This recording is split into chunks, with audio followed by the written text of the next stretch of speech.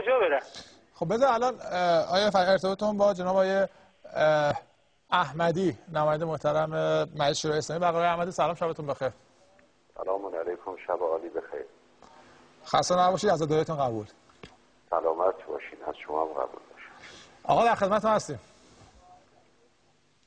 بسم الله الرحمن الرحیم. من وقت دارم که صحبت کنم یا شما میایید تو صحبتم؟ من اگر کوتاه صحبت کنی نمیام تو صحبت، قول میدم.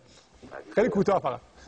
من برای صحبت شرط دارم. اگر شرط منو پذیرفتین حرف میزنم، اگر نه خداحافظی میکنم.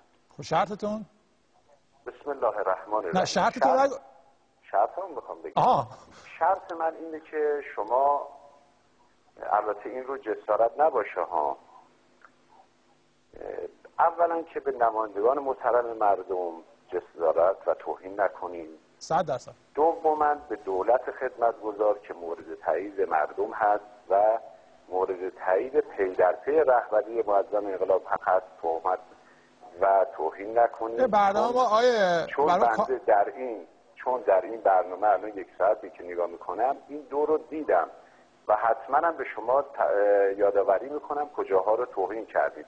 لذا اگر که قول بدین که توهین نمی‌کنید بنده در خدمتم. الان ما برنامه‌مون احمدی برنامه کاملا ورزشیه. ما اصلا کاری به مسائل ما کاملا و این قضیه هم کاملا ورزشی نگاه می‌کنیم. ما اصلا کاری به مسائل سیاسی پیرامون این قضیه نداریم. برنامه ورزشیه. با شما سیاسی نمیخوام صحبت کنم. خب ما هم چون نگاهمون آقای احمدی چون نگاه ما کاملا ورزشیه به این قضیه. خب هر اتفاقی که غیر ورزشی رخ بده در فوتبال، در ورزش ما، اینو ما بر نمیتابیم، به خاطر اینکه ما همه مجموعه رو ورزش میده. برای چیه فیفا دخالت دولت رو در امور ورزشی نمیپسنده و میگه اصلا تعلیق میکنه فدراسیون؟ من این کارو اصلا دخالت میدونم، دخالت مسائل غیر ورزشی در داخل ورزش میدونم.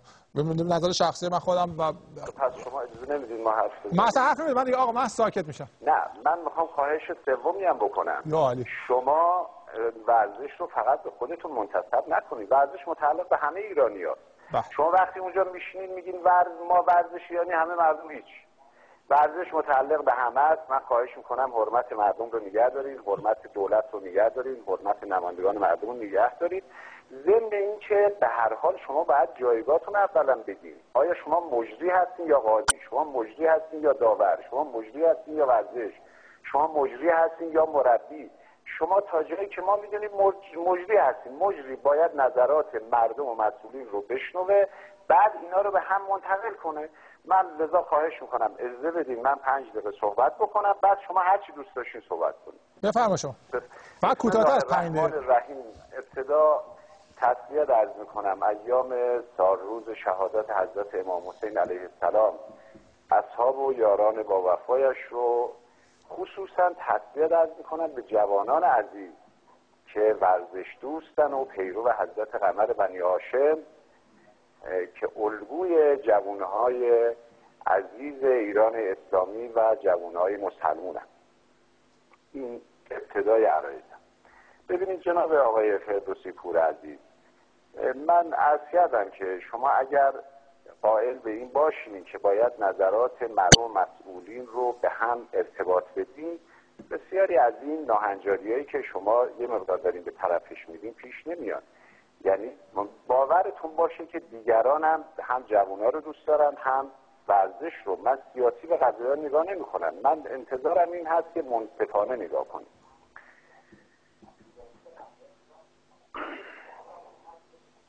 برای اینکه میخوایم از صحبتمون، از بحثمون نتیجه حاصل بشه. الان میلیون ها نفر در حال تماشای برنامه، هزینه مادی و معنوی هم که این رسانه ملی داره، بعد بخوایم متعصب حرف بزنیم قطعا دلخوری پیش خواهد بود.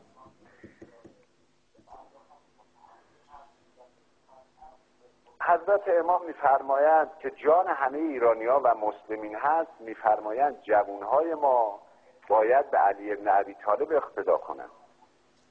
حال سوال من این است که آیا جناب عالی به حضرت علی علیه السلام اقتدا کردید که توهین میکنید به نماینده مجلس که حضرت امام او را در رأس امور میداند و میگید که برای رأی آوردن این کارو کرد؟ واقعا شما ایمان دارید که یک شخصی، اگر شما ایمان دارید، آیا چند 10 میلیون که الان بیننده این برنامه اونا هم یقین دارن که این نمایندگان برای رأی آینده خودشون این کارو کردن؟ یا اینکه تصمیم دولتی که دشمنان اون استکبار و صهیونیسم هستن و همیشه هم مورد تایید مقام معظم رهبری بوده، میفرمایید این تصمیم یک شو بوده؟ آیا این واقعا توهین نیست؟ یا منی که دارم میگم این توهین رو نگی این یک سیاسی کاریه؟ اصلا این سیاسی نیست. من شما رو برادر خوب و عزیز خودم میدونم که الان خدا به شما یک فرصتی رو داده، میشینید اونجا یک تنه، دیگران فقط باید شنونده باشن، بعد تصمیم دولت رو شو فرض میکنید که این هم منصفانه نیست. من متاسفم برای این موضوع. حال دولت از مدت‌ها قبلا خب میدونیم تصمیم گرفته به تمرکز زدایی از تهران پایتخت. شما این برش هم نگاه بکنید که وزارتخونه ها، سازمان ها و دیگر مجموعه ها رو به استان‌ها تقسیم کنه. حالا هم تصمیم گرفته از یک شهری که این موضوع مورد بحث شما و مجموعه مثل تیم فوتبال تعداد زیادی رو در خودش داره، بخشی از اون رو به یک استان بده. ببین الان اشتباهی که داره اینجا صورت میگیره که من مطمئنم عمدی درش نیست و شما دارین تبلیغش میکنید، میفرمایید که یک تیم به عراق داده شده. نه، استان مرکزی 30 و چند شهر داره که عراق یکی از اوناست. این تیم به استان مرکزی داده، به استان حضرت امام داده شده، نه به شهر عراق، نه به شهر شازن، نه به شهر محلات، نه به شهر ساوه، نه به شهر خمین، به همه اینا داده شده.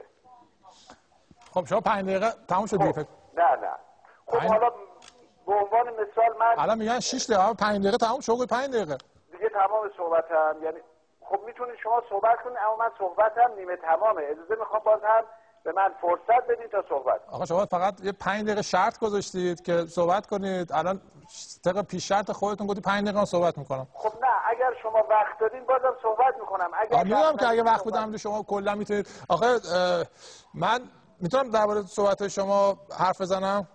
بله بفرمایید با هم بحث بکنیم. اولا که من بازم میگم کل مواضع من کاملا ورزشی، هیچ کاری اصلا من به سیاست ندارم، اصلا مهم نیست. از شما یه ببینید اجازه من صحبت کنم. شما 5 دقیقه دولت رو شو نامیدید. چرا؟ من اصلا اونه که منظورم کامل من براتون توضیح میدم. اولا که دین و ایمان فقط مال شما نیست آیه محترم.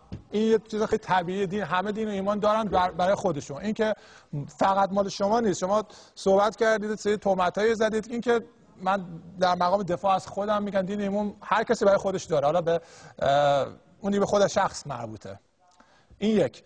بعد اینکه من گفتم در اول من اسم نبردم، اما این که شما دقیقاً نگاه کنید همیشه این نمایندگان محترم مجلس دنبال اینن که آقا برای این که من استنباط شخصی منه، شاید اشتباه باشه، اما استنباط اجازه من صحبت کنم. آقا ملی نباید بگید. نه اجازه بدید.